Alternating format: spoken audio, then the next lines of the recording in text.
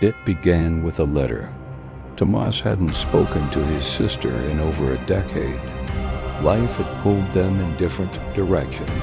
He became a truck driver, moving through the cities like a ghost, while she had taken a vow of silence and disappeared into a remote monastery in the Carpathian Mountains. But the envelope he received last week had her name, Ana Velasquez. Inside, a short note, handwritten, trembling. Tomás, I broke my vow to write you. Something is wrong here. I don't know if I'm still myself. Please, come. I don't trust the voices anymore. That was all. He took his only vacation in years and drove up the winding, fog-soaked roads. GPS lost signal halfway up the mountain. Locals in the village below warned him not to go, said the monastery had gone silent, said no one returned. He went anyway. The monastery. The gates were open, but the air was wrong, thick, heavy, like walking underwater. No birds, no wind, just the sound of distant chanting. And then even that stopped. Inside, everything was bathed in candlelight. Crosses everywhere, scratched symbols on stone walls, strange burn marks. He called her name. Ana? No answer. Then a whisper. It wasn't her voice. It came from behind a wall. He followed it through narrow corridors until he reached the chapel. There she sat, hands clasped in prayer. A candle flickered before her, but her eyes, they were open, unblinking, and wrong. Ana? She turned slowly. I've been praying, Tomás. Her voice sounded calm, too calm, but it prays back now. The descent. He tried to take her hand. It was cold, ice cold. She winced, like touched by fire, then leaned closer. There's something in here with us. It's ancient. It lives in the stone. It listens. Suddenly the door slammed shut behind him.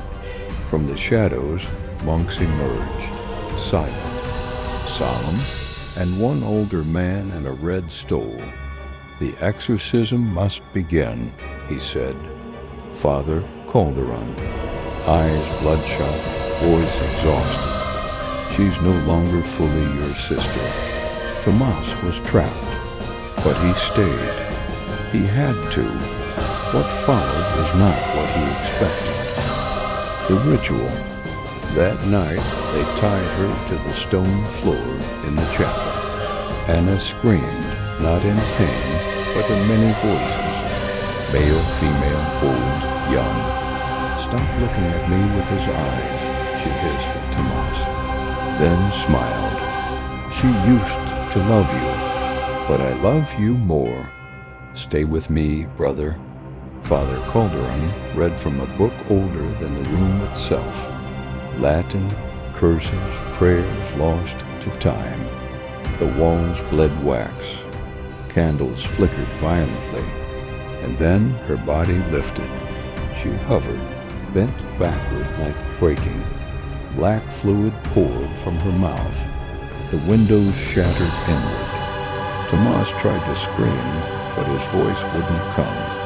Something pressed on his chest, and behind Ana, a figure formed from shadow. No face, just teeth. The escape that wasn't. He ran, down the stone halls, through the crypts, into the cold mountain air. He didn't look back. He drove all night, never stopped. Didn't tell anyone what he saw. But 2 days later, the letter came again. Same handwriting, same words. Tomás, I broke my vow to write you. Something is wrong here, but she was dead. Or wasn't she? He checked the monastery online.